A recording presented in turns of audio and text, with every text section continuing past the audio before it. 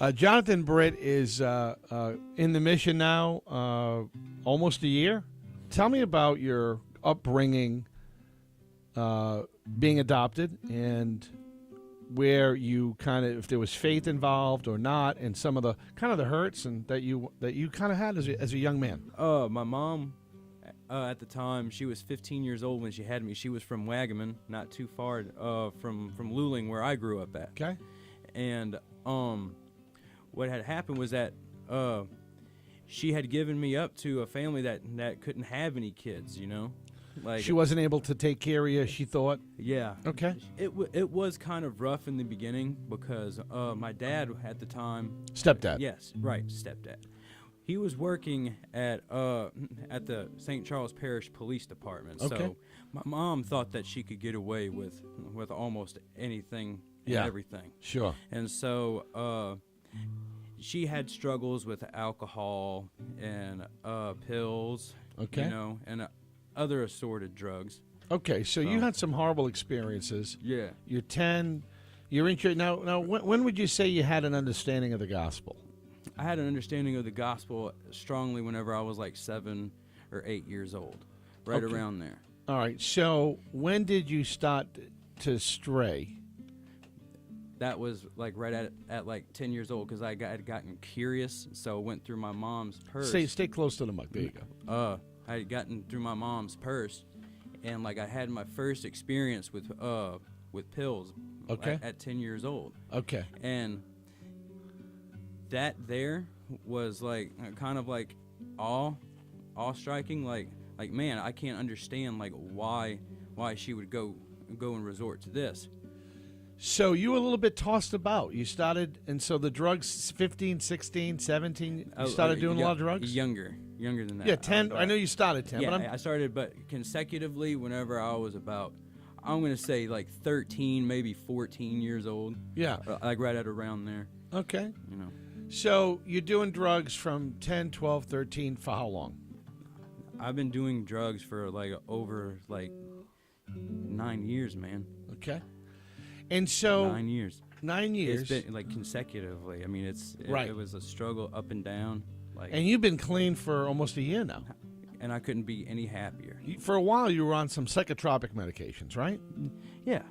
Well, how did you get those? You had to get psychic evaluations, psych evaluations for that, correct? Exactly. So you were in some hospitals, and they diagnosed you with what? Well, they diagnosed me with several things. The reasons why, like, I was laughing all the time, they realized that it was PB, but, you know. Was that peanut butter and jelly? What is that? I don't know. PB. Yeah. But I got RBC. That's roast beef and cheese. I mean, what's going on? You're going to give me a pill for that. What? So just give me the stuff the world is diagnosing you with, which we know is now sin. Sin, exactly. And precisely. Okay, so you got what? PSDA? What do you got? BA, PA? Bipolar. Let's get serious for a second. Well, so bipolar. Bipolar, schizophrenic. Are you schizophrenic? Are you kidding? This guy. I love this guy. He's not. He's whole. You're gonna hear. This is powerful stuff. This guy has been delivered from drugs. He learned to accept God's love. He's forgiven. He's on no medications for a year. Psych meds gone. All of it's gone. I'm not saying. Listen. We talked earlier. I'm not saying you're perfect. I'm not saying but you are free, bro. And so I want to talk about those things because it's important for people to hear that Jesus Christ, in hearing the word and believing in him, can heal our heart, which then heals our body and our mind. Come on. So I want to speed up for a minute. And earlier on in the studio, Keith was playing, and I was going to do an improv song. I called it the crevice in the wall, right? The crevice. Because I remember you telling me that you were stuck against a wall in a crevice or a spot, and you were at your lowest time. You're alone. You're high. You hate yourself. I was in the Cabildo, right on the side of the wall, and about 4 days I didn't eat anything. I didn't drink anything. Right. And I said, Lord, I remember whenever whenever I was young, and I absolutely can't. Oh man, Let it out, brother. just thinking about it. Yeah, it's all right. Giving Come me on. chills. I know. Oh, This is exciting. man. Gosh, it's just like taking me back then to where it. Bring me to the crevice. Man. Bring me to the crevice. Oh man. Come on, you're in the crevice. It's over. There's no hope. Right. God There's can't forgive you. It was raining for like a couple of days, but it was sunshiny that day, and it was like very, very close to nighttime, and I was like, God, I don't know where to go. I don't know what to do. Yeah. I knew you whenever I was a young child. Right. I want to come back, but look at me. I'm pathetic. Right. I've been Come on. I've been tripping for days. I've Yes. been snorting coke and drinking alcohol for days. I haven't been eating or drinking anything.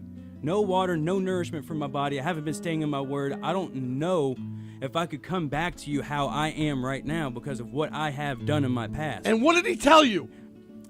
About 20 minutes later, he spoke to me and he said, "My son, there is nothing that you can say or do at all, period, that will stop me from loving you. Oh! Come back. Come back to me. I'm ready." Wow. Oh, I'm freaking out. Come on, bro. And from that moment on, you were led to the mission. Led to the mission. And here you are a year later, off the meds. Off Still, the hey, drugs, you still got problems, alcohol. bro. Don't listen. You got problems like I got problems, Of course. but you're beautifully Right. made. You're accepted. Exactly. You're Exactly. free. I am free. Yes. Tell America. I am free. Jesus, set me free, baby. Jesus set me free.